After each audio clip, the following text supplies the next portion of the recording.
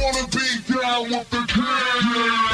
It's the Sports Kings. Sports Kings. Big Mike. He might fall off the wagon in the next 10 minutes. And Rob Calloway. It's about bringing talent. It's not about all the flash and glitz and glam. Not your average sports talk show. The Sports Kings. This is NFL legend, Work Done. This your boy D. Howard, a.k.a. Superman. I'm Jerome Bettis, the bus. It's Cam Newton. Holla at your boy, already. This is Hank Aaron, and I'm down with the King. Tell a friend, Kings is back. Yep, last hour, the last show of the week, right here on the Sports Kings podcast. I am Big Mike. I got Rob Calloway with me. We're being heard via Spreaker.com. And don't forget, you can also hear us via our Facebook, or we also post the links on our Twitter and our Instagram. They're all three at Sports Kings Live, so you guys make sure you give us a follow and a like on Facebook. As well, send your emails about any concerns or compliments or anything you may have to say to us. SportsKingsLive at gmail.com is that email. You can also use that if you or anyone you know would like to sponsor the show and get themselves a little additional exposure for their business. By all means, send us an email. And GoFundMe, we just started that yesterday. You guys would like to contribute monetarily to this effort that we're putting forward. By all means, go to GoFundMe.com/SportsKingsLive and drop us a, whatever, what's the preacher say, Rob? You go to church all the time. What's the preacher say? Whatever your heart desires, or whatever. Yeah, whatever your heart desires. That's what they say? That's right. Yeah, do that. Mm-hmm. Y'all give it to those crooked-ass preachers. Y'all can help the Kings out. I'm just saying. Oh, yeah. I'm just saying. Y'all know I ain't lying. You know how black And folks you get gotta- about their preachers. I can't believe you and said you that gotta- about my preacher. And when you give, it got to be with a giving heart. I don't care what kind of heart you got. I don't care. Oh, no, it got to be with a giving heart. Oh, yeah, you do. It don't can't be with a stingy heart. No, it can't be with a stingy heart. It got to be with a giving heart. All right. We need to open up those wallets and help uplift the kingdom. Wow. The kingdom. Amen, Pastor Rob. Tell him, Pastor Rob. So you can log on to GoFundMe.com/SportsKingsLive. Amen. And help build the kingdom. Tell it. You already talked about going to hell earlier this week. I know. I love blasphemy. All forms of it, too. Okay. Before we kind of took a break to switch things over to the second hour of the podcast, Rob had a question in regards to Marcus Mariota for me. Right. With Marcus Mariota being, quote-unquote, the domino in this upcoming draft in, 2-3 weeks. Mm-hmm. If he falls and slides all the way down to where the Eagles picking 20th, does Chip Kelly pull the trigger and take this dude, or does he continue to build a team that, get the pieces that he needs, or could Marcus Mariota be a piece that he needs? Here's the thing. He's not gonna get that far. He won't get to 20. But what he may do, he may get to where he's in reach of a reasonable trade. Because obviously trading from, let's say, 20 to 2, because you don't know what the Titans are going to do if you're the Eagles. You don't know. So the safest bet for you is you've got to get in front. You got to get to that number 2 spot, at least in front of the Redskins. At the very, very least, you got to get in front of the Redskins to that 3 spot.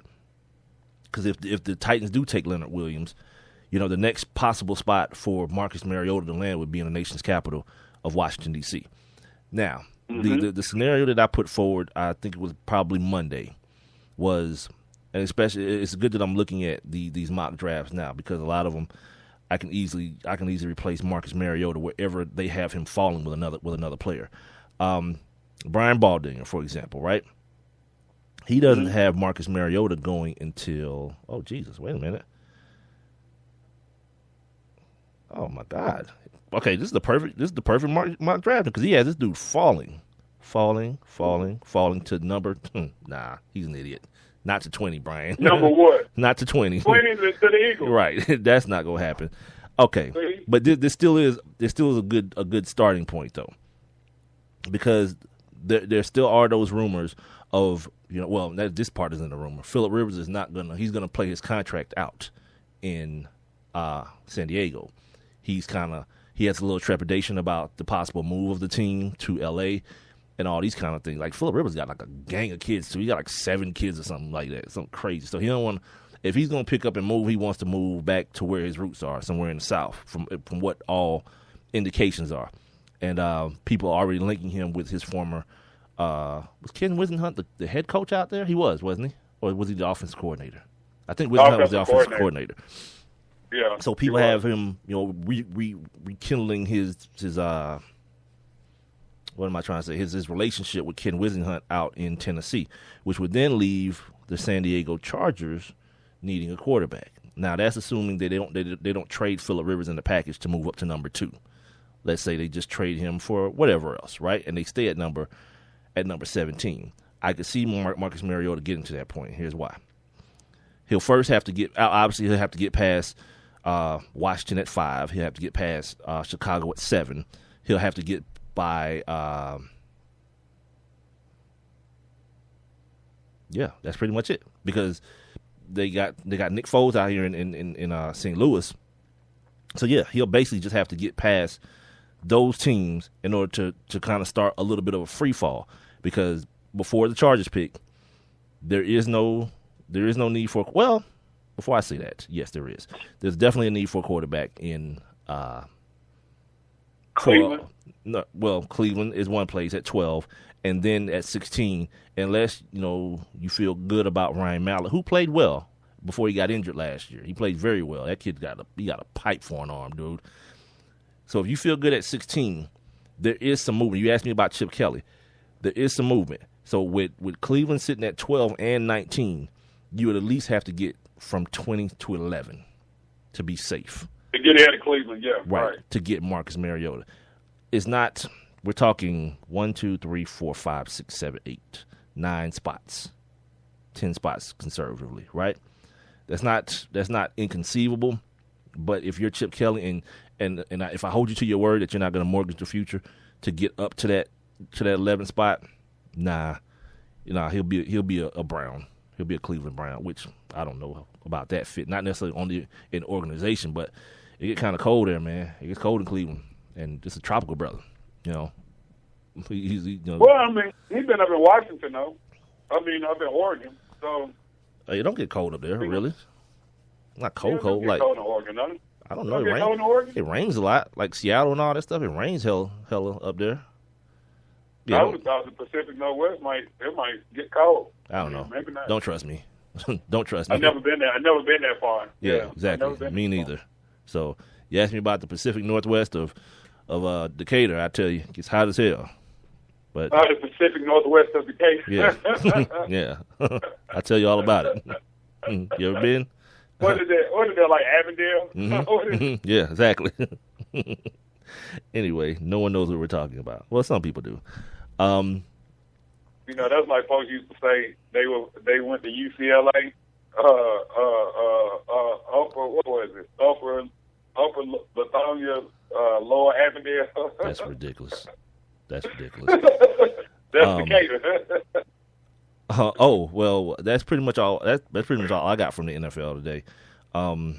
Nothing really, like the Aaron Hernandez situation. They're still deliberating whether or not they're gonna put this dude in jail for life or whatever. So that's happening as well. One of the news teams got suspended by the judge. He can't cover this news station can't cover the trial anymore because they decided they wanted to follow the jurors home. Good for them. What is up with that? That's creepy. Yeah, exactly. Yeah, you're doing too much to get you're doing too much to get a non-story. Like, what you think gonna happen? They're going home. But just imagine if you're the juror, right? And you pull out the parking lot, when you see like the Channel 5 van following you, or it's behind you. Because it ain't like they being discreet. But then every turn you make, you see the van making the turn. And then you pull in your driveway and they just slowly pass by your driveway. Like, that's creepy, man. Weirdos. That is so creepy. Now you can't do your job no more. Probably going to get fired because of it as well. Moving on to the world of the NBA right here on the Sports Kings podcast with Big Mike and Rob Calloway, being heard via Spreaker.com. That dude last night, again. I don't even have to tell you who I'm talking about. Nobody. Just, I don't know, dog. The dude that wears number 30 for the Golden State Warriors, he's affectionately known on this show by me as the Human Mixtape. And yeah, this the other thing too. Like ESPN, they trying to get into like the nickname game. They calling this dude like Chicken Curry. That's whack. It's the wackest nickname of all time. Like, first of all, what athlete wants to be called a chicken, first of all? Well, no, but curry stinks, though. Yeah. To be called any kind of curry dish. Yeah, dude. Heck no, man. Like, step your game up. That's the wackest nickname, or chicken curry or curry chicken, whatever they call them. It's ridiculous. It's stupid. But anyway, this dude went for 45 last night. I mean, people go for 45 all the time in the NBA. Good players go for 45, but it's the way he did it. This dude didn't miss. A jump shooter shot 74% from the field. Yep. Let me put it in the context for you. The leader in the NBA in field goal percentage is one DeAndre Jordan. He don't shoot anything. Everything leaves his hand and goes straight through the rim. That's his shot. That's his go-to shot. Hand to rim every time. You understand? He shoots 70% from the field. Steph Curry. He pulled up for a 3 last week, though. From straight away. Oh, DeAndre. I guess every now and then, every now and then. You just got to go ahead and do it. Yeah, of course. You're like, well, the shooting percentage is at 70. It ain't going to hurt that much. And he's right. Steph shot 74%. And then them and the Trailblazers were tied going into the fourth quarter. The dude didn't miss for the whole quarter. He didn't miss another shot. Like, I know if you've been listening to the podcast, I've said James Harden is my MVP. He is. But Steph making it hard on people because what he's doing is not just the performances, it's the way it's happening. It's so entertaining. You know what I mean? Like, Harden's going to go out there and drop 35 on you, but it's going to be the same way he dropped the 35 the night before. He's going to Euro step people to death. He's going to go to the free throw line a bunch of times. He's going to hit a couple threes. But, like, I mean, he's going to stick to his game. He's going to stick to what he does. Like, Steph is just, every night, it's something different happening. You know what I mean? It's like, this dude, the game's over at 1 o'clock. You have to stay up and watch it. He makes you stay up and watch him play basketball, which is unfair to people who got, like, regular jobs and got to get up in the morning. But if you're missing what's happening out there in Golden State, you're missing a lot. God, you're missing a lot. This dude is... That's the one thing that I'll say that I have enjoyed about not having to get up to go to work in the morning. Okay, we going there. Is that I'm saying, like, dude, I mean, you know my schedule. I mean, my schedule was I used to be up at 2:15 in the morning. So the West Coast games would have just went off on TNT like an hour and a half before I got up. So I never got to see them because I'd be in the bed by 9:30. But now, shoot, boy, me and you, like, as we recording, I get to watch the 7:30 game. And then, when the West Coast game come on, I'm sitting right in front of the TV just soaking it all up. Yeah, man. It's like I've never been able to do it. So, I mean, it's great for me. Oh, and by the way, the kid had 10 assists just to put that little cherry on top of the sundae. It's like, yeah, let me dish out 10 dimes while I'm busting these dudes' butt with these 3. Oh God. But I'm watching them last night, and it's like, I know that there's only so many ways you can shoot the ball, but it's like this dude. I saw him shoot maybe 3 or 4 3-pointers, and he shot them all differently. Like, one of them was like a big-ass rainbow. Like, he just lobbed the ball up to the rim. It was almost like, let me see if this shot to go in. And he just lobbed it up. Bam. Then one of them, it was like he shot the ball basically with one hand. He didn't even have his left hand on the ball. You know how to shoot the form is. It was just like he just launched it up with his right hand. Draw. Yeah, this dude is... Yeah, it's getting ridiculous. Well, it's been ridiculous. Yeah. Like, we're at the point now, like, he's doing that whole, like, run away from the goal thing all the time now. Like, he's shooting the basketball, and in mid-flight, this dude is about at half court. He's running away already, knowing it's going in. It's something special going on with that dude, and I'm just glad that I'm able to witness it, man, because, like, I don't remember a time in sports where I've seen a dude, like a full-time player, because, like, we've had, like, the Craig Hodgeses of the world and the Steve Kerrs of the world and the guys like that.